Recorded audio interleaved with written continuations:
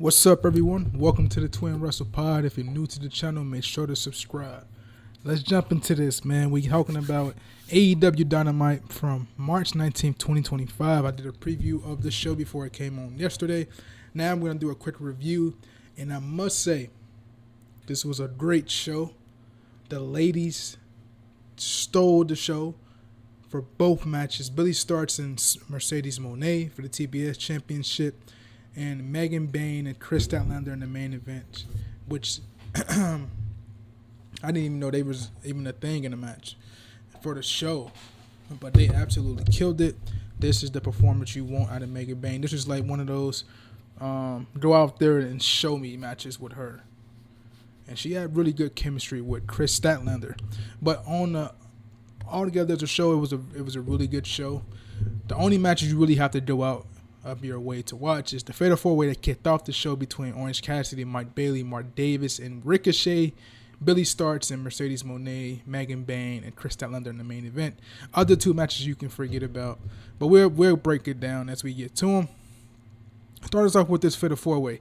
I thought everybody in this Fatal 4-Way shined tremendously in this matchup. The three smaller guys were Ricochet, Cassidy, and Mike Bailey. Awesome performances. I was really impressed with Mark Davis in this match also. He played the heavy role tremendously in this match. Very unexpected for him to be even in his position, but he was here and he played his part very well. He had some nice power spots in this match. These guys had some good spots in this match. One spot by Mark Davis in particular is, I think, Mike Bailey, I think it was Orange Cassidy, matter of fact. He picked one of them up from a deadlift position from their feet and just power drive them. Only got a 2 count though, but it was great moments in this match. Ricochet going to the announce table and saying on the headset that he's not going to go on there and be stupid like Mike Bailey and Orange Cassidy are by going after Mark Davis. He's going to let Mark Davis do the work, and he's going to come in and pick up the win that way. So that was smart by Ricochet, doing a lot of great character work. Ricochet is. I've been saying it for a while. Said it in the pre-show, that the preview show last night, that he is really good in his character work. He was not going to be able to do this character work while he was in WWE. So this is the best thing for Ricochet in AEW, was to switch over to being a heel, and he's doing very good at it. And the finish saw Mike Bailey hit Mark Davis with the just call it the Black Mass, the Malachi Black kick. And Mark Davis was leaning, and Mike Bailey was trying to get him in rollover position for the crucifix pin for the pin, but he couldn't get him down. So Ricochet stepped in the ring. He helped Mike Bailey pin Mark Davis, and they went with the win. They went for the finish for both Ricochet and Mike Bailey to both pick up the win, and we're going to get a triple threat at Dynasty between Kenny Omega, Ricochet, and Mike Bailey. This will be a great match. Mike Bailey, let me say this. We know he's been good on the Indies. We know he's been good in TNA. We know he's been good everywhere he was at. I hear a lot of people say AEW was the much desired destination for him, was the right fit for him. And I agree with that sentiment, but I think he can fit in the WWE too. Mike Bailey is that good. I'm pretty sure you can find a role for him at NXT. I can tell you right now, he can do most things at NXT that most of you guys at NXT can't do.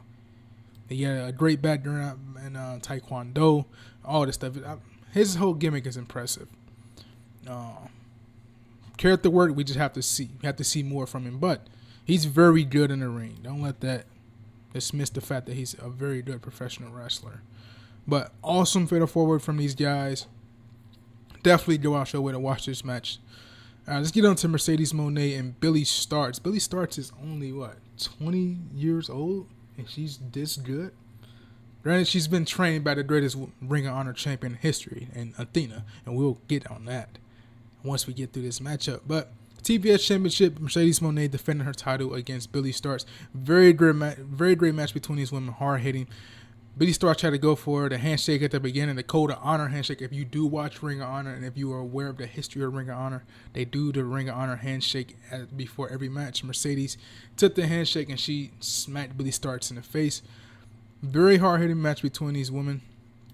Like I say, man, Billie Starkz being 20 and she's in the ring with Mercedes Moné. What no better partner to be in the ring with than Mercedes Moné. There's never been a knock on Mercedes Moné that she can't perform. She's been one of the best performers in pro wrestling pretty much since she debuted, pretty much. And nothing has changed here. This is a very good match between these two.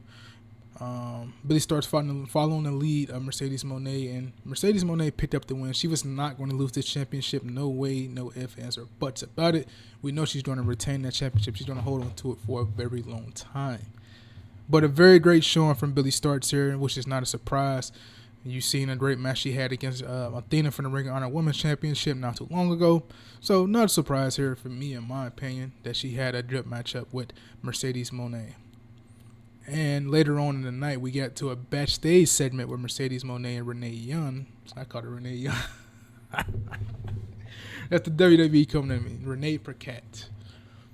And we got a little reference, a little hint. Let me see if they show a picture there. I don't think they will, but a little hint of Athena. And this is the right direction. We need to have Athena versus Mercedes Moné.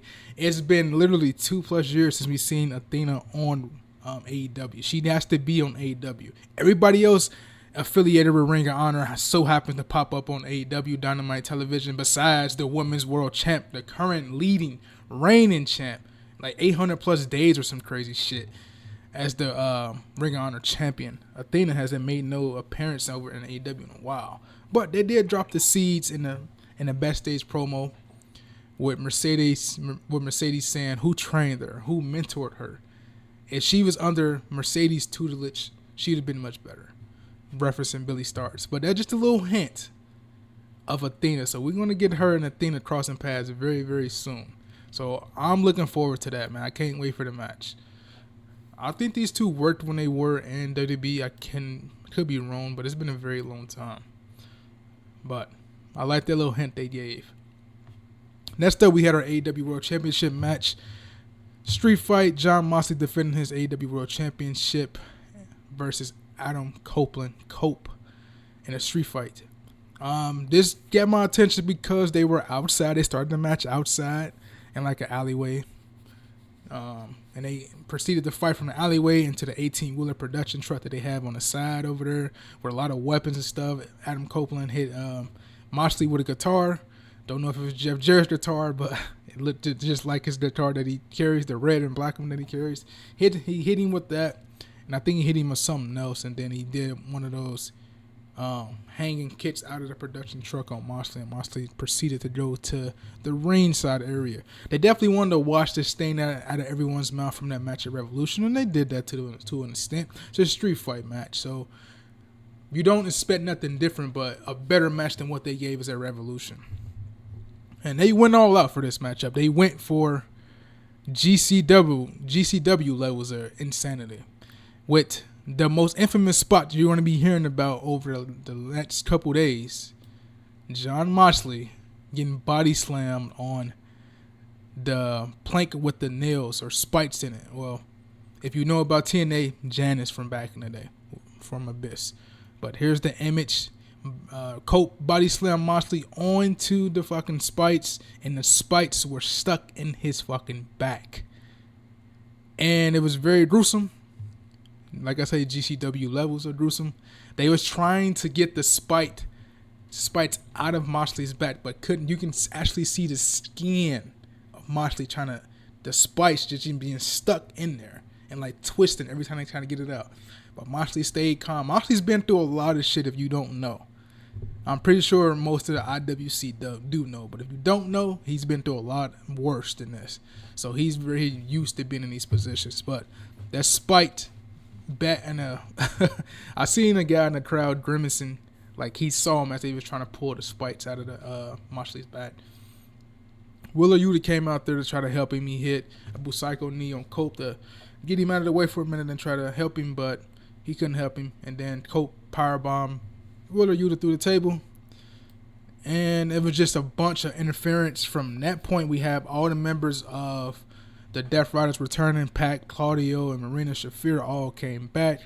And then that proceeded to bring out FTR to help Cope to even the odds. And then Willow Nightingale came out there to even the odds. And Cope still lost. with the Bulldog choke from Moxley, and Moxley is still your AEW World Championship. And at the end of the match, they had this sequence between Dax and Cope, where Cope extended his hand to Dax, and Dax just walked off like he was mad at Cope for whatever reason. So that's going to play out. Another tidbit from this matchup, the Patriarchy came out there. Nick Wayne, Kip Sabian, and even Mother Wayne was out there. And I'm going to drop a separate video where I think that's heading. I think we all know where that's heading. But Christian was not out there, and they proceeded to beat up Cope and cost him the match as well. So it's the second time that the Patriarchy has been involved in a Cope matchup. And then we get this picture with FTR and Cope, and Dax leaving Cope.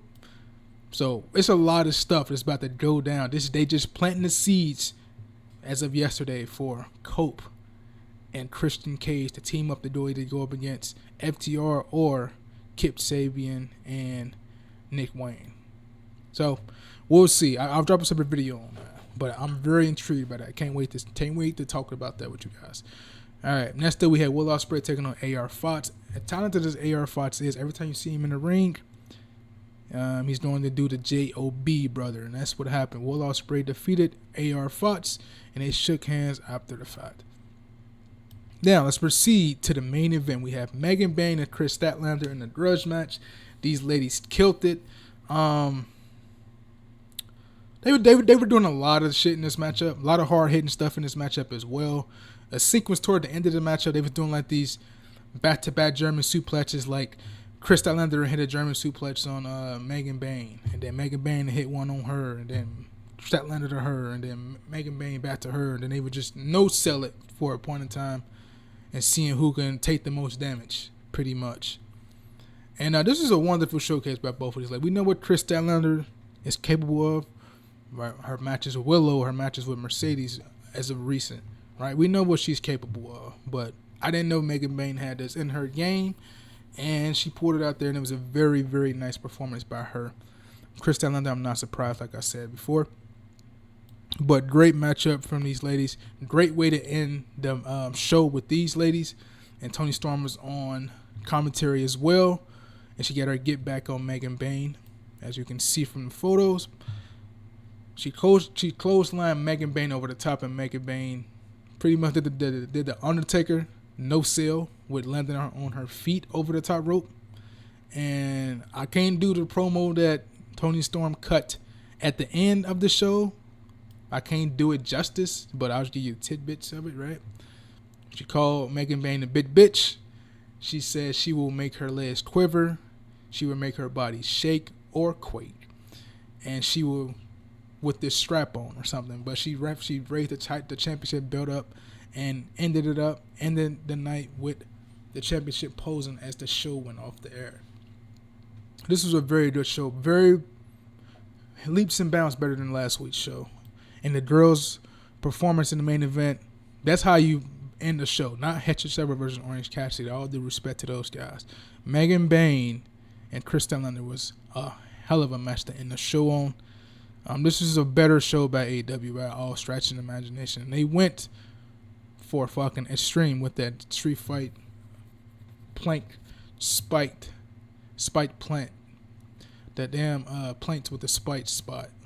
That's a damn tongue twister to say.